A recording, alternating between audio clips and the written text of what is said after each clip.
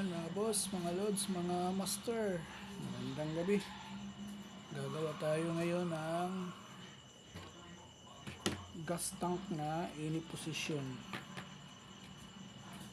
Try natin. At gagamitin natin yung cotton o yung bulak. Shout out pala kay Sir Harold Escubia. Master, try natin yung sinabi mo na gas tank na any position gamit yung cotton o bulak.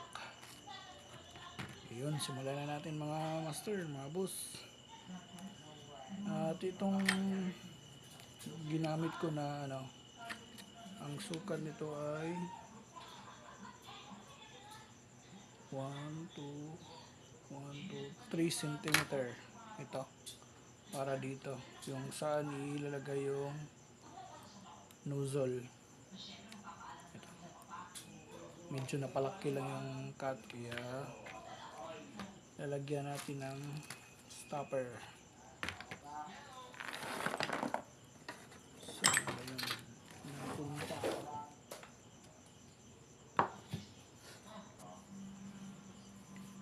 Gamit natin yung cotton. Ayun, simulan na natin mga master, mga boss. Simbol na natin. 3 cm lang haba nito. Ang unahin natin yung sa taas. Ito. Pasok natin to. Ayan. Medyo napalaki lang konti. Pero kailangan yan, may stopper tayo. Ayan. Atin lang natin mga boss. Ayan. Pasok natin.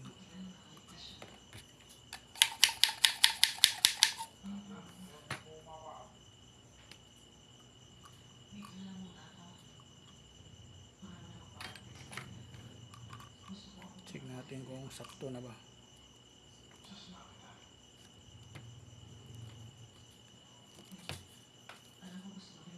Check muna natin bago i-glue kung kasya na ba. Yun, masok lahat.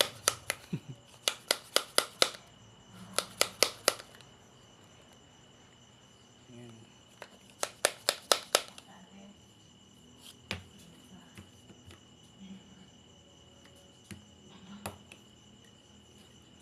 Ganyan lang para makapaglagay pa tayo ng epoxy dito.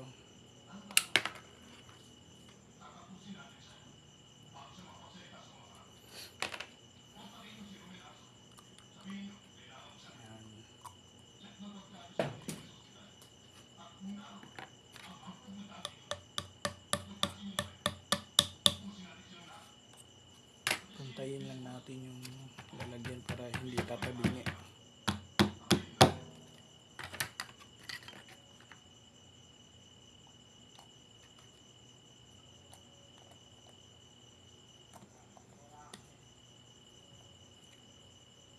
Yan, parang okay na to.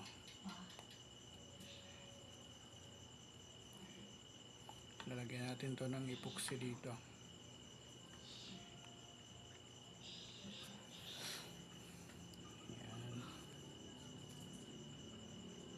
Sukat muna natin bago idikit. Yan, parang okay na to. Yung distansya niya. Yan. Kaya tanggalin na natin. At i-glue na natin.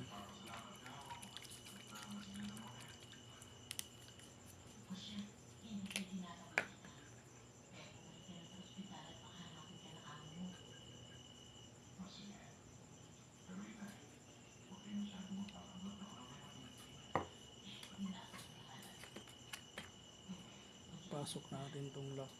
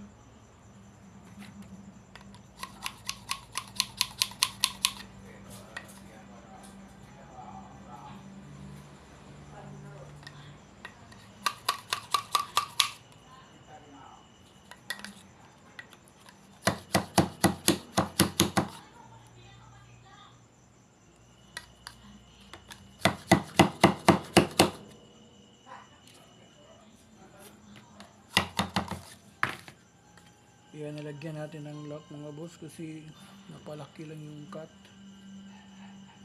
Ano natin? Nasubrahan. Check natin ulit.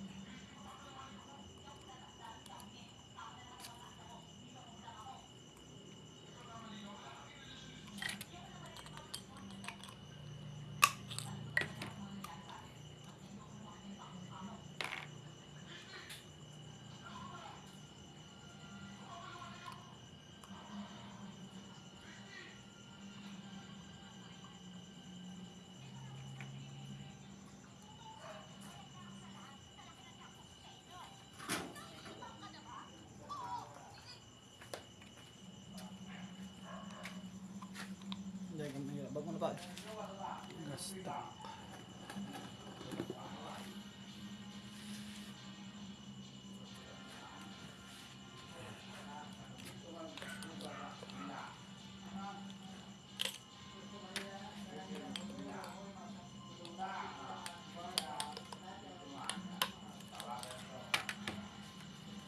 Kinigos. Tapos patuyuin lang natin itong sa taas. Dito banda.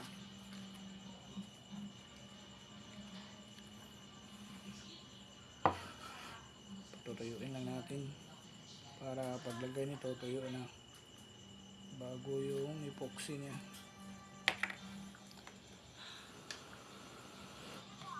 At dito na naman tayo sa baba, magsisimula. Pero bago nyan, lagyan mo natin ng stopper, parang ganun, para hindi siya yung bulak na ilalagay natin o yung cotton, hindi siya tatama dito. Ayan. Ayan. Doon siya, hanggang doon lang siya ba.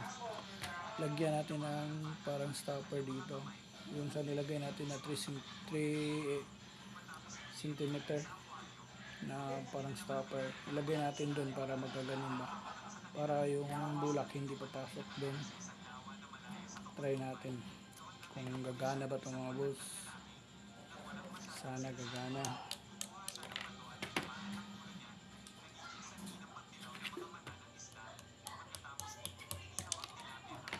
Oops.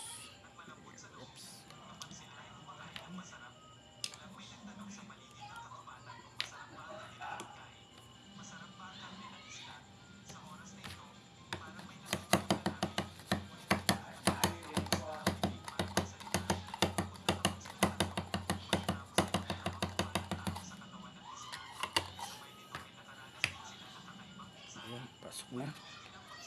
Lagyan lang natin ng glue.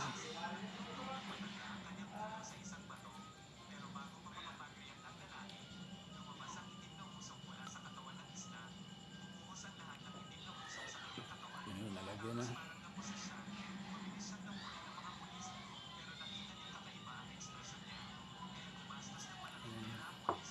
Ayan. Tapos ito na naman ang lock.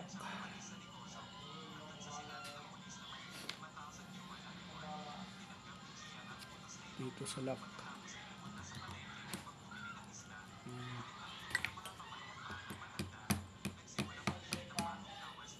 Sukatin na lang natin yung stopper niya.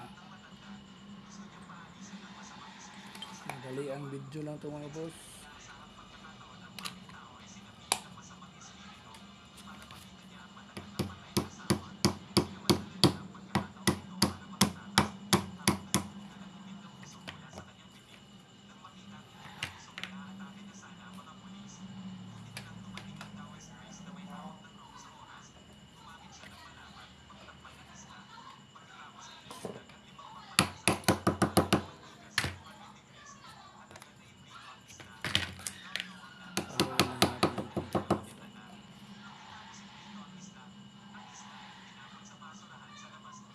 Sukatin muna natin.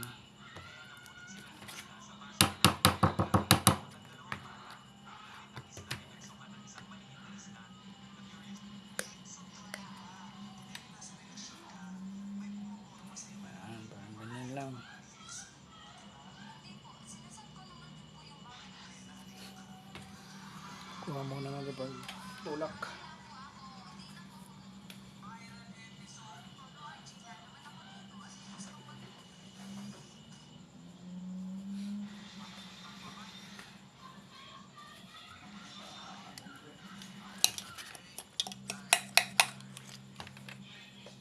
Tulak lang natin palabas.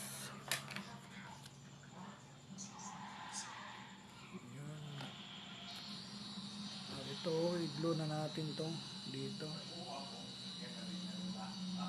Yung pangalawang unang lock niya sa loob. Lagyan natin ng glue.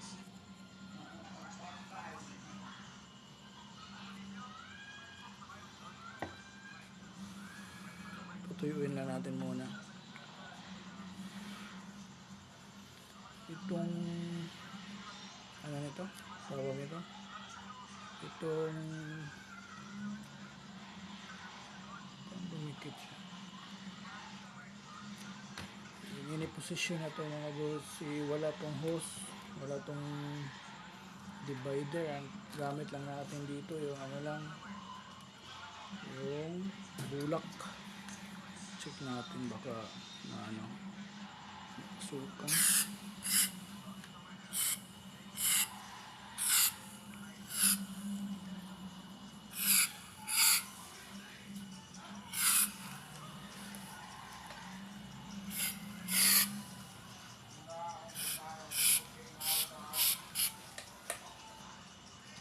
Ito lang baka bumara yung ano, nozzle.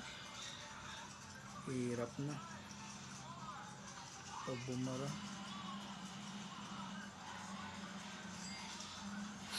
Ayan, tuyo na.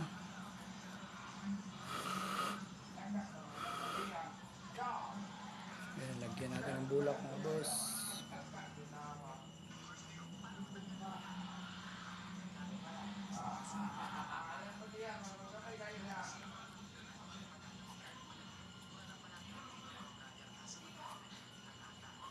Testing pa lang naman ito mga boss kung gagana ba o hindi.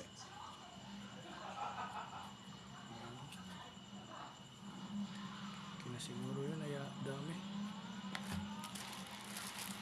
Pag di gagana di tapon. Testing lang naman to. Kung gagana mabuti, pag hindi tapon na lang. Yan, lagay na natin yung ano niya, cotton o yung gapas. Lagyan natin ng glue ulit para sa stopper na dito. Pasok na natin.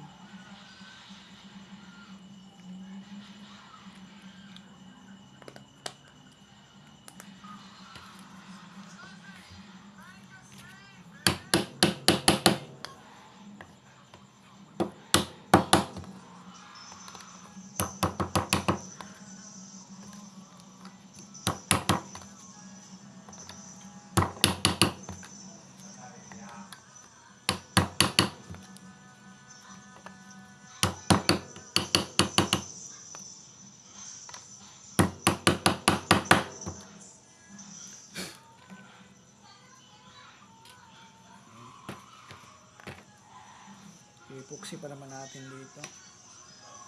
Tapos itong lock. Epoxy pa naman natin to. Lagyan pa natin to ng lock kasi nasubahan yung pag-cut.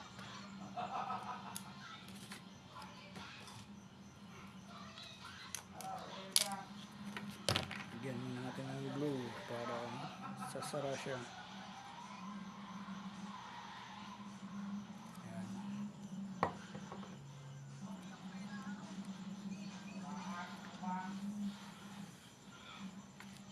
Pasok natin itong lock.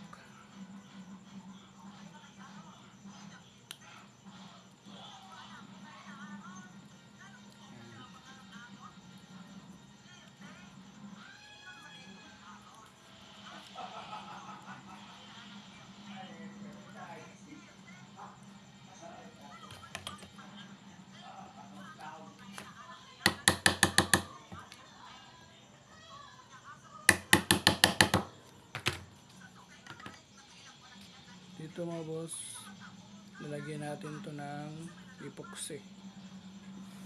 Pagkatuyo nito, tuyuin na natin konti. Yan.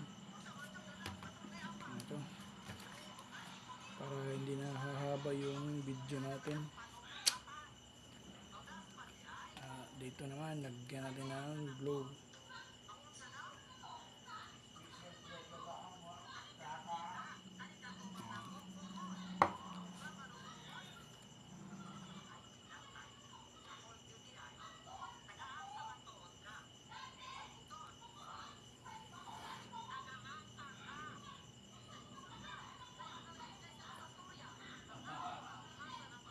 Sinipro lang natin para hindi tabingi.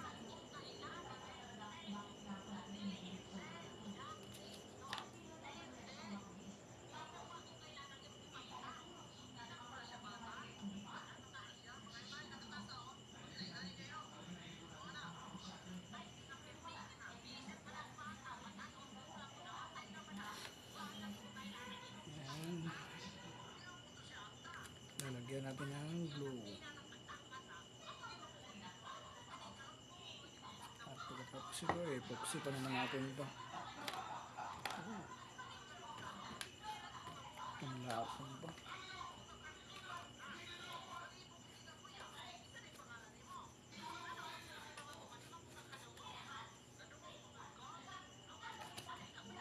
Lagay natin yung stopper niya.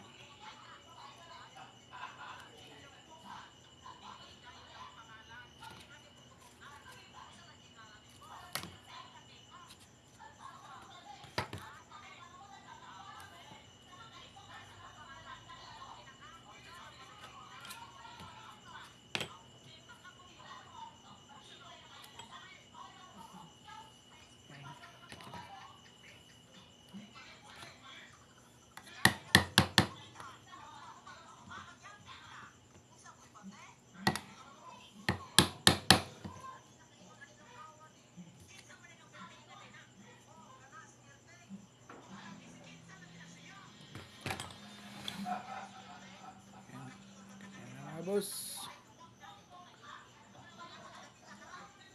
try natin patuyuin, pagkatapos lagyan natin ng epoxy at may testing na natin kung gagana ba.